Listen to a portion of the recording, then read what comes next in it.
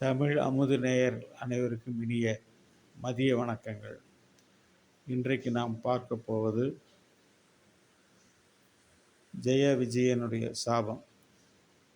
இதைத்தான் மைத்ரேயர் நம்முடைய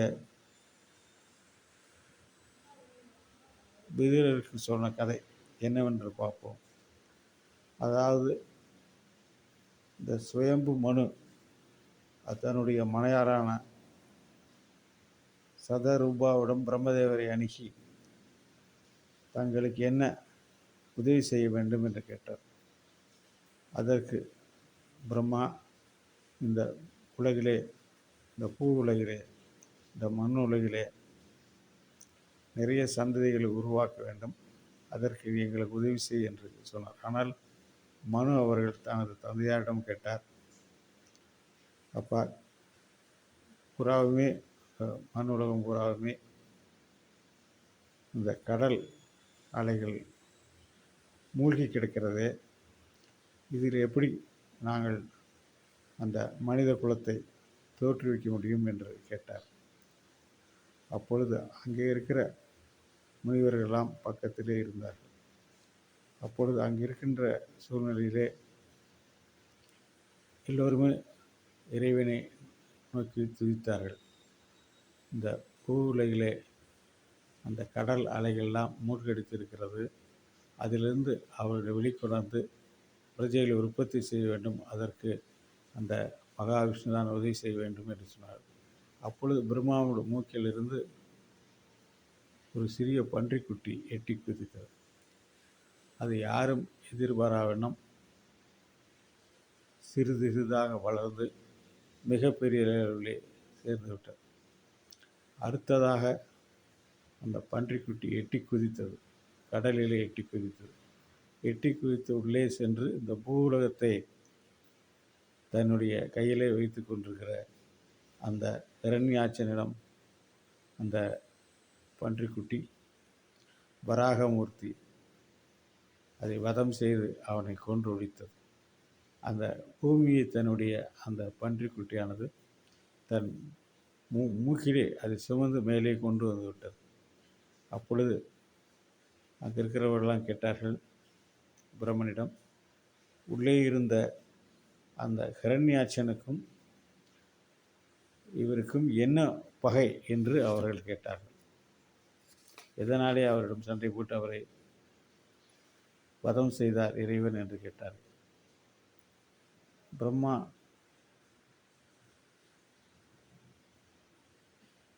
இதை பற்றி அறிந்த அந்த மைத்ரேயர் ஏன் என்பதை பற்றி விதுரரிடம் சொல்ல ஆரம்பித்தார்கள்.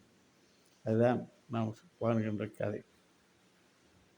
தட்சன் நாம் நிறைய பேர் பார்த்துருப்போம். அதாவது திருவிளையாடல் படம் பார்த்துருப்பவர்கள் அதிகம் தெரியும். தட்சனுக்கு மொத்தமாக 13 குமாரிகள். அதில் மூத்தவள் தட்சன் மகள் திதி. இவள் காசியபரை மணந்திருந்தாள். இதிலே எங்களை போன்றிருப்பவர்களாம் என்ன ஒரு பெரிய சந்தோஷம் என்றால், நாங்கள் அந்த காசியபர் வழி வந்தவர்கள். எங்களுடைய கோத்திரம் காசியப கோத்திரம். அதனாலே பெரியவர்களெல்லாம் சில சமயத்திலே சொல்வார்கள், தந்தை அந்த காசியப முனிவரை போல் இருந்தால் பையன் அசுரனை போன்று இருப்பார்கள் என்று. ஒரு சந்தோஷத்திற்காக அது என்ன சொல்வது, ஒரு நகைச்சுவையாக அப்படி சொல்வார்கள். நம் கதைக்கு வருவோம். தட்சனுக்கு 13 பெண் குழந்தைகள் இருந்தார்கள். அதிலே காசியபர் தட்சன் மகளை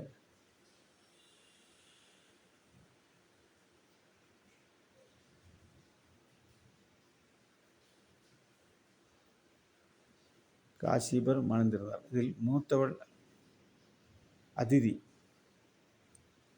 காசியபரும் அதிதிக்கும் பிறந்தவர்கள் தேவேந்திரன் முதலான தேவர்கள். பின்னர் வாமனராக பகவான் அவதரித்ததும் இவர்களுடைய மகளாகத்தான். எனவே அதிதியும் காசியபரும் மிகுந்த அதிர்ஷ்டசாலிகள் ஏனென்றால் வாமனர் இவர்களுக்கு குழந்தையாக பிறந்தது ஒரு பெரிய ஒரு அதிர்ஷ்டம்தான். இதிலே அதிதியுடைய தங்கை திதி. திதி அதான் திதி வாழ்க்கையிலே விதி விளையாடியது. ஒரு நாள் சந்தியா காலத்திலே அந்த தங்கை திதியானவள் காசிவரிடம் சென்று அவரோடு சேர வேண்டும் என்று தன்னுடைய மோகத்தினாலே வற்புறுத்தினார். அவர் எவ்வளவு சொல்லி பார்த்தும் அவர் கேட்கவில்லை. அந்த அறிவுலாம் கேட்கார். அவர் சொன்னார், சந்தியா காலத்திலே இருந்தால் அவன் நல்லவனாக பண்புள்ளவனாக இருக்க மாட்டார்கள், குழந்தைகள் எல்லாம் அசுரர்களாக இருப்பார்கள் என்று சொன்னார்கள். ஆனால் அவள் அதை கேட்காமல் அவரிடத்திலே வற்புறுத்தி அவரிடம் சங்கமித்தார்.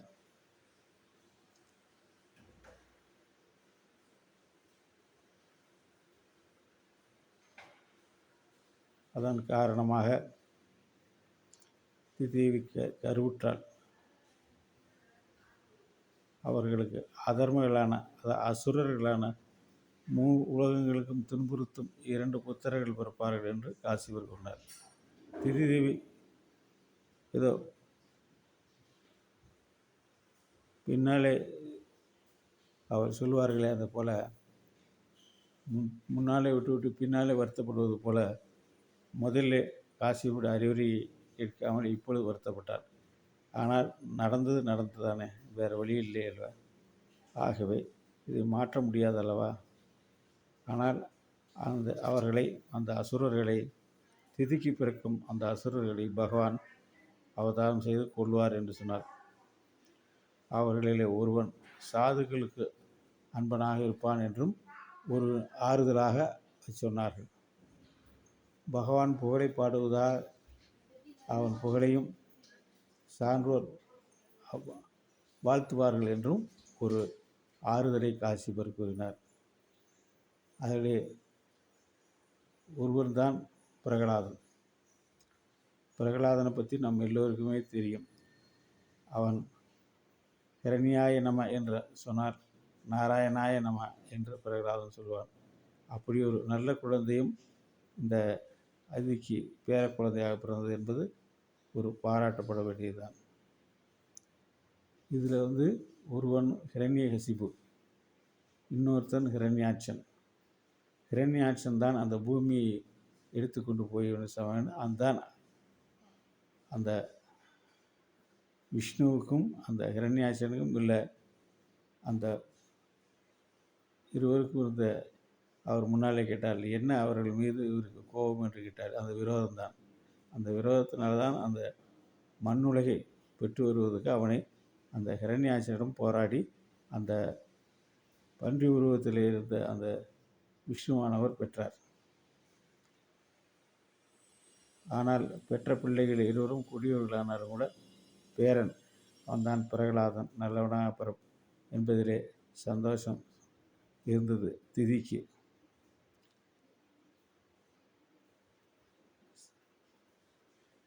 வைகுண்டத்திலே ஒரு என்ன நடந்தது என்றால், இந்த முன்னாடி நாம் சொன்னது போல சனகர் சனாதனர் இந்த சனத்குமாரர்கள் என்பவர்கள் முதலில் பிரம்மா படைத்தவர்களையும் முதலிலேயே பார்த்தோம்.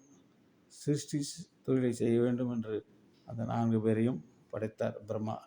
ஆனால் அவர்கள் எல்லாருமே முக்திக்கு வழி தேடுபவர்கள். இதனால் இந்த தொழிலை செய்வதற்கு எங்களால் முடியாது என்று சொல்லிவிட்டார். இவர்கள் இந்த 4 பேருமே உலக விஷயங்களில் பற்றற்றவர்கள். இந்த நாரதரை போல ஆகாயம் முழுவதும் சஞ்சாரிகளாக எல்லா உலகத்திலும் வந்தார்கள். அதே மாதிரி ஒரு சமயம் அவர்கள் அந்த விஷ்ணுவின் உலகமாக வைகுண்டத்துக்கு சென்றார்கள். வைகுண்டத்திலே 6 வாசல்களை தாண்டும் வரை எந்த விதமான தடையும் இல்லை. அவர்கள் 7வது வாசலை தாண்டும் போது அந்த வாயிற்காவலர்கள் இருவரும் பார்த்தார்கள். பார்த்தபோது இவர்கள் வளரும் எப்பொழுதுமே ஒரு 5 வயது குழந்தையாகவே இருப்பார்கள். மேலும் பட்டற்று நீக்கியவர்கள் ஆடைகளை கூட அணியாது இருப்பார்கள். இவ்வாறு வைகுண்டது போல் 6 வாயில்களை கடந்து 7வது வாயிலுக்கு செல்லும்போது தான் அந்த ஜெய விஜயன் என்ற 2 காவலர்களும் அவரை தடுத்தார்கள். தடுத்ததுக்கு பின்னாலே அந்த இடத்துல வாதம் பிரதிவாதம் நடந்து கொண்டிருக்கிற நேரத்திலே என்ன சண்டை நடக்கிறது என்பதை பார்ப்பதற்காக அங்கே விஷ்ணு வந்தார். விஷ்ணு வந்தார், மகாலட்சுமி கூட வந்தார்கள். நடந்ததை பார்த்தவர் வாயிற்காவலரிடம் சொன்னார்கள், நீங்கள் செய்தது தவறுதான். அவர்கள் இந்த மண்ணுலகத்திலே போய் பிறந்து உடலுமாறு கொடுத்த அந்த 4 பேரும் கொடுத்த சாபம் நியாயமானதுதான். ஆனால் உங்களுக்கு என்னுடைய வாயிற்காவலராக இருந்ததினாலே நான் உங்களுக்கு ஒன்று சொல்லிக்கொள்ள என்னவென்றால், அந்த சாபத்திலே மாற்றுகிறேன். என் மீது விரோதம் கொண்டவர்களாக, நாஸ்திகர்களாக, கடவுளே என்று சொல்லுவதாக 3 பிறப்பிலே இருந்து நீங்கள் வருகிறீர்களா, இல்லது என் மீது பக்தியோடு இருந்து 7 பிறப்பு கழித்து நீங்கள் என்னிடத்தில் வருகிறீர்களா என்று அவர்களுக்கு ஒரு சலுகை கொடுத்து அந்த விஷ்ணு கேட்டார். விஷ்ணுவும் மகாலட்சுமி கொடுத்த அந்த 2 ஆப்ஷன், அதிலே இந்த இருவரும் பார்த்தார்கள். நாங்கள் உங்களை விரோதம் செய்வர்களாகவே இருந்து 2 பிரிவுகளிலே உங்களை வந்து அடைகிறோம், இல்லாவிட்டால் 7 பிரிவுகள் வரை காத்திருக்க வேண்டும் என்று சொன்னார்கள். இதில் பார்க்கும் பொழுது இந்த தடுத்த 2 பேர்தான் இந்த 2 ராட்சசர்களமாக இருந்தார்கள். அவர்கள் அந்த இறைவனுடைய சலுகையினாலே அவர்கள் இரண்யாட்சனும் கொல்லப்பட்டான். அடுத்தது இரணிகசிபுவும் பின்னாலே அந்த கம்பர் சொல்வார், அதே போல் இறைவன் எங்கே இருக்கிறார் என்று கேட்ட பொழுது தூணிலும் உடன் திரும்பிலும் உடன் நீ சொல்லும் சொல்லிலும் உடன் என்று சொன்னார். அதே மாதிரி தூணை பிளந்து வெளியே வந்து அந்த இரணிகசிபுவையும் அவர் வதம் படைத்தார். இதை அந்த மார்க்கண்டேயர்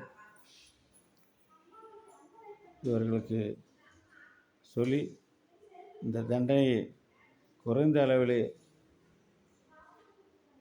செய்வதற்கு ஒரு ஏதுவாக அவருடைய தண்டனை குறைத்து செய்தார்கள் என்று சொல்லியிருக்கிறது. எனவே பகவான் வராக அவதாரம் எடுத்து பூமி மேலே நிறுத்தியதும் இரண்யாட்சனை கொன்றதுமான இந்த சரித்திரத்தை கேட்பவர்களும் ஆமோதிப்பவர்களும் பாடுபவர்களும் சீக்கிரமே பிரம்மத்தி மூலான பாவம் என்று விடுவார்கள். மேலும் பவித்திரமானதும் புண்ணியமானதும் பொருள், புகழ், பதவி, ஆயுள், விருப்பபூர்த்தி முதலியவற்றை தருவதும் உயிருக்கும் இந்திரியங்களுக்கும் யுத்தத்தின் வலிமையை வருமான இந்த சரித்திரத்தை கேட்பு இறுதியில் நாராயணன் கதி அடைவார்கள் என்று இந்த பகுதிக்கான பலனாக கொடுக்கப்படுகிறது. நாளை கபிலர் அவதாரத்தை பார்ப்போமா? நன்றி, வணக்கம்.